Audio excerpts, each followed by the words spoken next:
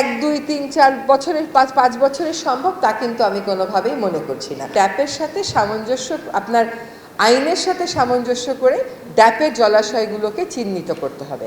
এভাবে করে লিগালাইজ করে দেওয়ার যে একটা কালচার, সেটার আসলে আর সুযোগ নেই। তাহলে আর কিসের সংস্কার, তাহলে আর কিসের পরিবর্তন? এবার একটু আসি হচ্ছে রাজুকের বোর্ড নিয়েও আরেকটা কথা বললাম, সেটাও আমাদের বিবেচনাতে আছে।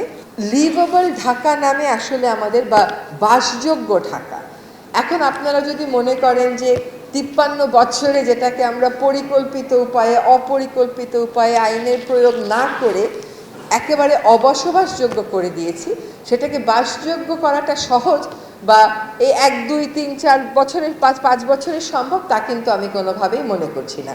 কিন্তু আপনারা যে সময়সীমা দিয়েছেন তাতে দেখা যাচ্ছে যে আপনারা 2025 বলেছেন, তার মানে হচ্ছে কাজটা কিন্তু সহসাও শুরু হচ্ছে না। 2025 পর্যন্ত আমাদেরকে আবার বসে থাকতে হবে, এর মধ্যে কিন্তু আরও অনেক বেশি ক্ষতি আমাদের হয়ে যাবে। কাজে কিছু কাজ আশু করাটা জরুরি। আমাকে যদি বলেন আমার মন্ত্রণালয় থেকে যে খালগুলো আছে সেগুলোর হয়তো অন্য সরকারি সংস্থা এই মুহূর্তে দায়িত্বপ্রাপ্ত হচ্ছে Dhaka north city corporation, Dhaka south city corporation.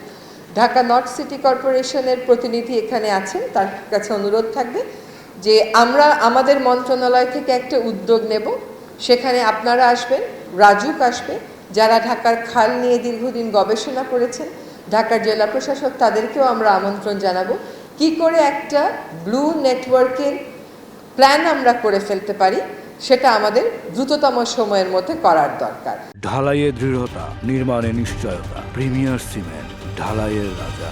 এই প্ল্যান করতে 3 থেকে 4 মাসের বেশি সময় লাগা উচিত না। তারপরে আপনি বাজেটের কথা বলেন। আমার কাছে প্রায়ই এরকম প্রকল্প আসে যে অমুক খালটাকে পুনর্খনন করতে হবে, দখলমুক্ত করতে হবে, কত টাকা লাগবে? 700 কোটি টাকা। একটা খালি যদি আমার 700 কোটি টাকা যায়, তাহলে এতগুলো খালকে দখলমুক্ত করে এগুলোর সংযোগ স্থাপন করে একটা ব্লু নেটওয়ার্ক আমি কেমন করে ঠিক করব? তো এই জায়গাগুলো আমাদেরকে দেখতে হবে। আরেকটা বিষয় এসছে কমিউনিটি ইনভলভমেন্ট, এটা তো খুবই জরুরি বিষয় আমাদের জন্য। কমিউনিটিকেই আসলে দায়িত্ব দিতে হবে। দেখেন, যদি কমিউনিটিকে দায়িত্ব দেওয়া হয়, এই যে ঢাকার ফুটপাথগুলোতে দেখবেন কিছু কিছু গাছ আছে, না রোড ডিভাইডার, সড়ক বিভাজন, কিছু কিছু গাছ আছে, মাঝখানের জায়গাগুলোতে মাটি দেখা যায়। এখান থেকে তো অনেক বেশি করে বায়ু দূষণ হচ্ছে। তো সেই মাটিগুলোকে আমাদের গ্রাস দিয়ে বা ঘাস দিয়ে কাভার করে দিতে হবে, তাহলে আমরা বায়ু দূষণ থেকেও বাঁচলাম।